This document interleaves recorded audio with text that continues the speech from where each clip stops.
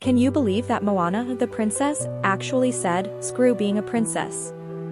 I'm outta here"? Like, who leaves a royal life on a beautiful island to venture into the vast, unknown ocean? Yeah, Moana does. Just like that. And not because she's trying to run away from something, but because her whole island is literally dying and she's like, you know what?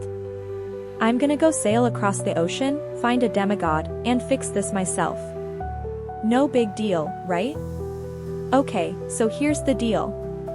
Moana is living her best princess life in this idyllic little tropical paradise, like, the kind of place that looks like the cover of a travel magazine. Everything's super chill until... Uh-oh. Their crops are dying, the fish are leaving, and the island's looking more like a beachy apocalypse than a vacation spot. And guess what the older people, the wise leaders, say?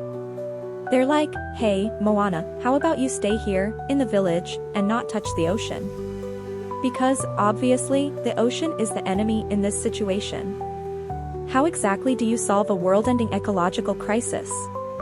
By refusing to even look at the ocean? Yeah, that's good logic. But Moana's like, you know what? Screw this. I'm the future leader of this island, and I can't just sit here while we starve and get covered in seaweed.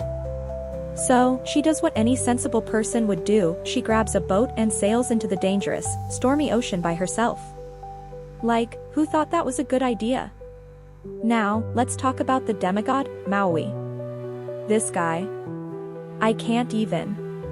Maui is supposed to be this huge hero, a demigod who stole fire from the gods, shapeshifted into animals, and literally made the islands with his magical fishhook. He's got swagger, okay? But when Moana finds him, what does he do? He's like, nope, I'm out. You want me to help? Nah, I'm good. Why? Because he's got a serious ego issue. I mean, who wouldn't after being an immortal demigod for thousands of years? But seriously, this guy's got all these powers, and he's acting like he's too cool for the whole saving the world thing. And it gets even better, Moana's out here like, please, Maui, just help me fix the world, and he's like, nah, I'm just here for the fishhook. Really? You're a demigod with massive powers, and you're acting like a spoiled toddler who only wants what he already had? He doesn't even have a good reason for not helping. It's just his overinflated ego and a little bit of daddy issues with the gods. Then comes Maui's big backstory, and, let's be honest, you just feel bad for him. He's got abandonment issues, rejection from the gods, and, as it turns out, he's not even perfect.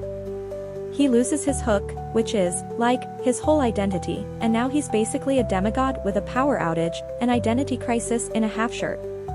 He literally spends the rest of the movie trying to get his hook back like a sad little guy at a flea market looking for his lost keys. Oh, and then there's Te Ka, this huge, lava monster that Moana and Maui have to defeat to get the heart of Te Fiti back and save the world. The catch?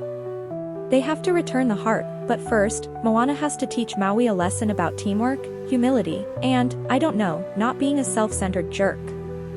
Moana has to go through all this drama, battling a literal ocean storm, surviving a giant crab that sings Broadway songs, which, honestly, was a weird flex, but okay, to finally get to the heart of Te Fiti. She realizes that it's not about fixing the world just for herself, but for everyone.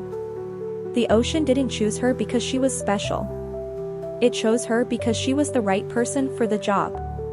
Which, in the end, is what every story is really about, finding out that you can be the hero of your own life, even when you don't think you are. And honestly, can we just take a moment to appreciate the ocean as Moana's best friend?